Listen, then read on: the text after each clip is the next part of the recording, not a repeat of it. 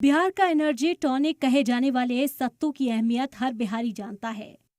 गर्मी के मौसम में सत्तू बिहार की फेवरेट ड्रिंक है, लेकिन क्योंकि मौसम चुनावी है, इसलिए सत्तू भी सियासी हो गया है।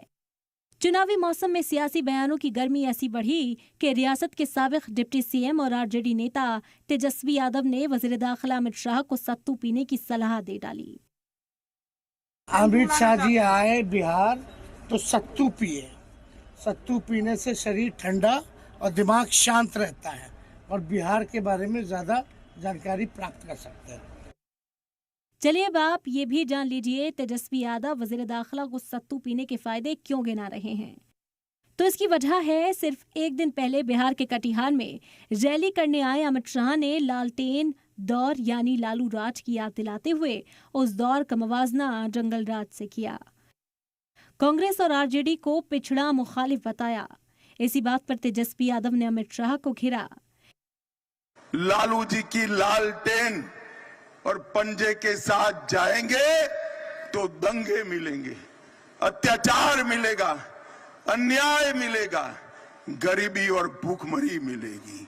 एनडीए के साथ आएंगे, कमल के निशान और तीर के निशान के साथ आएंगे तो मोदी जी और नीतीश जी की डबल इंजन सरकार हमारे बिहार को आगे बढ़ाएगी, खुशहाली लाएगी।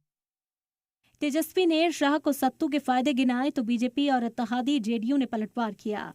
बयान तेजस्वी ने दिया, लेकिन जेडीयू सत्तू के बयान को लालू तक लेकर पहुंच गए। सत्तू का अनुभव तो स्वाभाविक है, क्योंकि आपके पिता जब कैदी नंबर 3351 के रूप में कोटवार जेल में निवास कर रहे थे, प्रवास कर रहे थे, तो सत्तू का बेहतर इस्तेमाल किया था।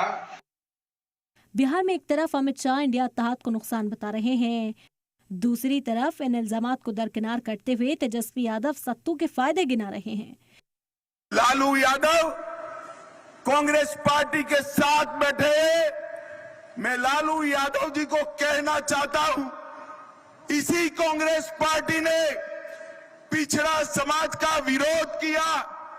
काका साहेब कालेलकर कमीशन की रिपोर्ट को दबा कर रख दिया।